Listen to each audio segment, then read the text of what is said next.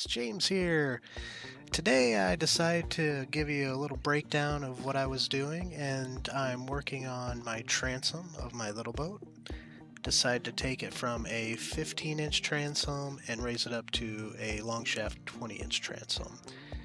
And so what you're looking at here is a 2x6, which I know by adding that to the 15-inch transom that we're getting actually a 21-inch transom, but the 1-inch actually doesn't tend to make a big difference. And that's actually pressure treated wood that I use for that. And then you can kind of see little holes on the top. That's actually 3/4 inch dowels that are actually driven through the board and actually into the transom, which are actually making it more rigid there, and those are actually glued into place.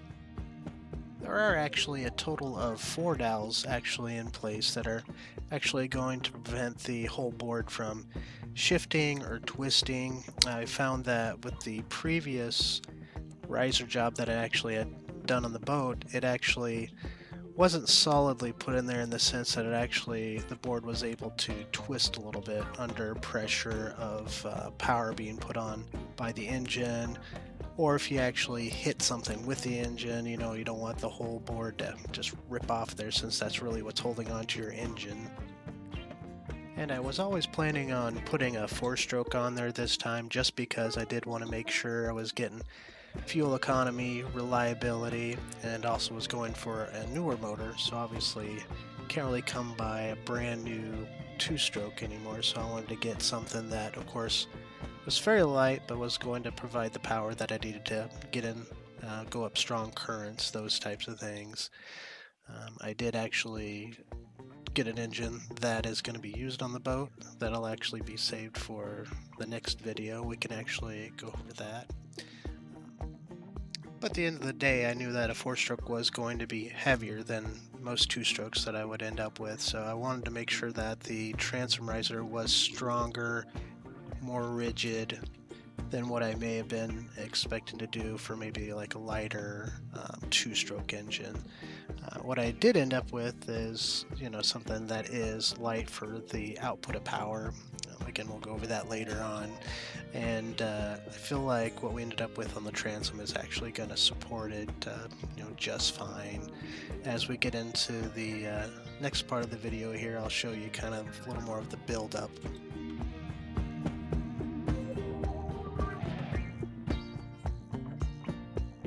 Alright, so what you're looking at here is the transom after we added the steel plates. There's actually one on both sides, one on the inside, one on the outside.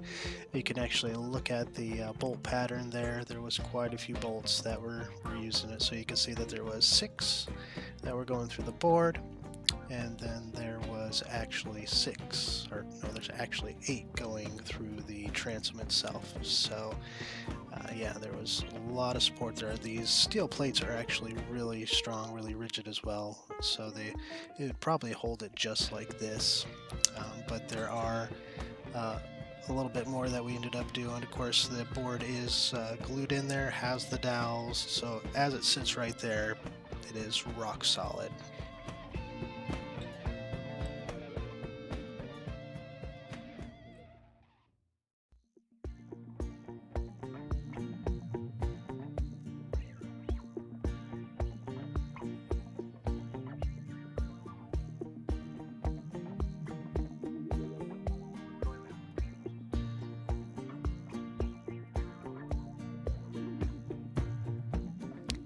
Alright, so as you can see here, we have a coat of paint added to the back of the boat.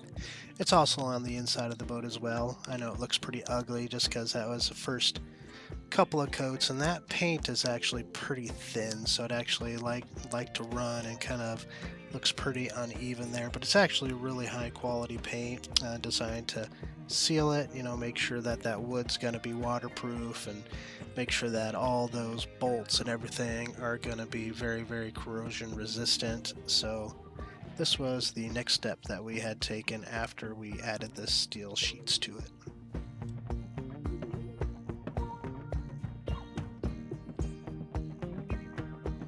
Alright, so the last and final stage that we had actually done to the transom was we did add this bracket to the top of the wood there. That way it stays strong up there. The engine doesn't beat it up. It's gonna make sure that it stays more waterproof and everything up there, and went ahead and added a little more paint to it to give it a little bit more of an even painted appearance and make sure that everything is definitely evenly coated. This was the end result that we did get out of that transom riser. So in the next video, of course, you'll see the engine mounted on there, and we'll do some running of that, and you can actually see how this performs and everything. We'll give you a little bit of sneak peek here in a few moments of what we did end up getting as far as an engine is concerned.